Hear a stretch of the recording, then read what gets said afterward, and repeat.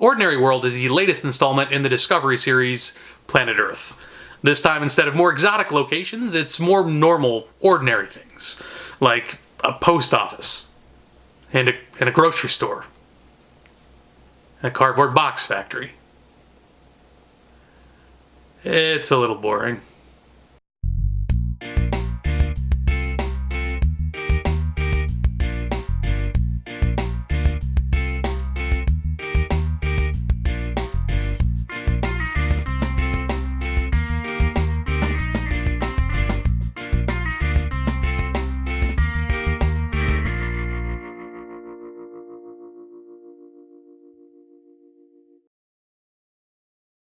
Ordinary World is the new movie directed by Lee Kirk, starring Billie Joe Armstrong, Selma Blair, Fred Armisen, and Judy Greer. In this movie, Billie Joe Armstrong, who in real life is the lead singer of Green Day, plays an aging punk rocker who had big hits in the 90s, but hasn't really done anything in about 20 years, or a little more depending on when this movie actually takes place.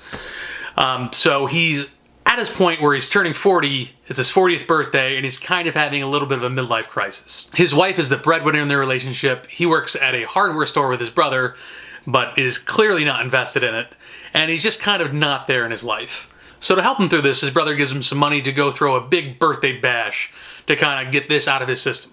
So he goes down and he rents a hotel room from Kevin from The Office. So first things first, Billie Joe Armstrong is not terrible in this movie. He actually gives a solid performance.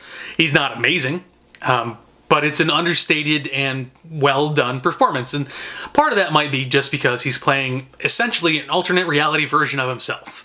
If Insomniac tanked, this may very well be him today. Selma Blair and Judy Greer give fine performances, and neither one of them are in the movie all that much. Judy Greer has a little more to do and gets to be a little more fun with her character because she's not actually married to him, so she doesn't have to play the pissed off wife, which Selma Blair does, but justifiably so. If you were her, you would feel the same way she does. The people at the party, though, do get to have a bit more fun, specifically Fred Armisen, which apparently in real life, he actually did have a band, and they did in the early 90s, like 91, 92, played with Green Day, which is kind of amazing. And even more amazing when you think about the fact that they ended up being in a movie together, one of the few Billie Joe has been in, and the only one that has been a starring role for him. Probably the highlight of the movie is the music. There are two original songs for the movie. One's called Devil's Kind, which both opens and closes the movie. It's really catchy and sets a nice tone for the movie. It's kind of an upbeat, fun song. And the other is Ordinary World, which is where the movie got its title from, because originally it was going to be called Geezer, which honestly I would have preferred. I think that it has a little more of an edge to it, but Ordinary World also kind of fits the movie more so than I was expecting, so I'm not going to complain that much. But Ordinary World is also a really good song, so much so that Billie Joe liked it enough to put it as the closing song on the new Green Day album, Revolution Radio. He actually plays it in the movie, too, and I really like when he plays it because he actually is playing it. It's not a recording. And one thing that really takes me out of a movie is if there's a musical performance and it's clearly being lip-synced. That will take me right out of a movie if it's supposed to be a singer and you can tell they're not doing it. It fucking takes me right out. Besides those two songs, though, the soundtrack is a good one.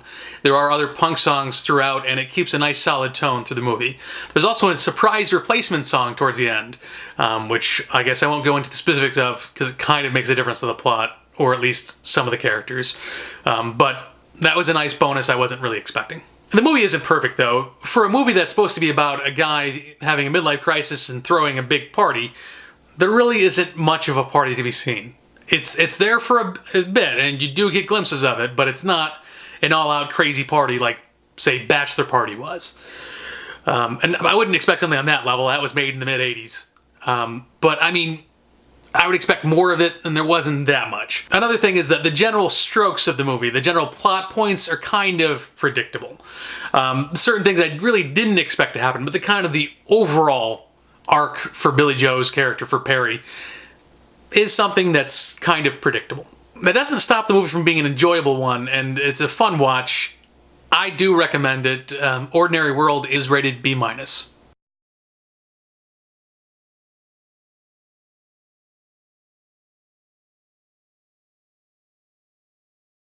So given that this movie stars the lead singer of Green Day, Name a movie you really like that has a performance by a musician. One I really like is Blade. Chris Christopherson plays Whistler in that movie, and he's fucking awesome. For most of my life, well, maybe not most at this point, I'm getting old. But for a good amount of my life, I didn't know he was a musician at all. I just knew him as this old, cantankerous badass in Blade, and he does a great job in that movie. So again, name a performance, or a movie, I should say, starring a musician that you really liked. Make your mark below in the comments section. Please like, share, and subscribe, and thank you so much for watching.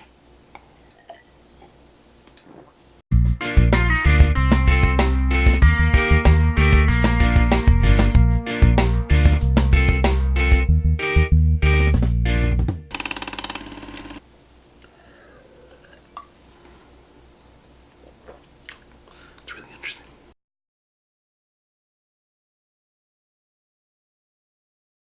The movie isn't perfect, though. For one, the movie is supposed to be about a guy throwing a midlife crisis big party. Wait. Besides those songs, though, there are other songs besides that song as part of the scene, which hiring a musician to play the musician is good for that reason, because but Ordinary World also is a really good movie. Ordinary World is the latest installment in the Discovery series, Planet Earth. This time it focuses more on ordinary places, like a post office, and a grocery store, and a box factory. It's really interesting.